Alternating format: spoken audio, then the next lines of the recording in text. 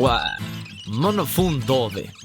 Mendon se ke gjetur njeriu në ëndrave dhe tani Kerëm brënda kokë këmbë. vërtet?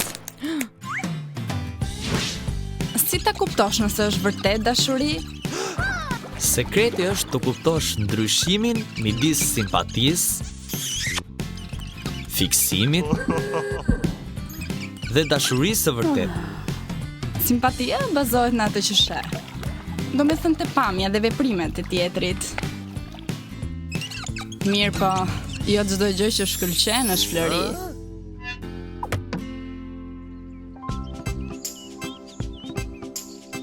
Po fiksimi, çfarë është? Fiksimi s'lidhet vetëm me pamjen, por edhe me mënyrën si ndihesh. Mund të kesh ndjenja romantike, por këto ndjenja mund të ndryshojnë Shumë shpejt. Fiksimi mund të duket dashuri, por nga që është vetëm ndjenjë kalimtare, mund të marrë fund sa hape mbyll syt. po si ta kuptosh nëse është vërtet dashuri? Dashuri që zgjat. Dashuria e vërtet lullzon kur dy njerëz sillen mirë me njëri tjetrin.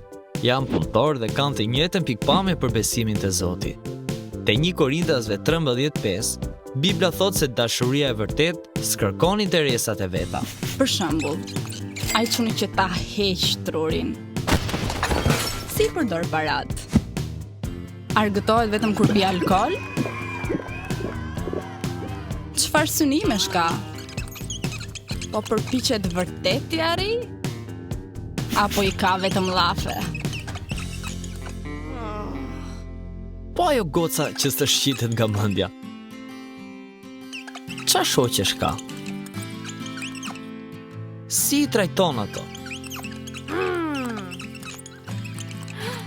Po me familjen, si sillet?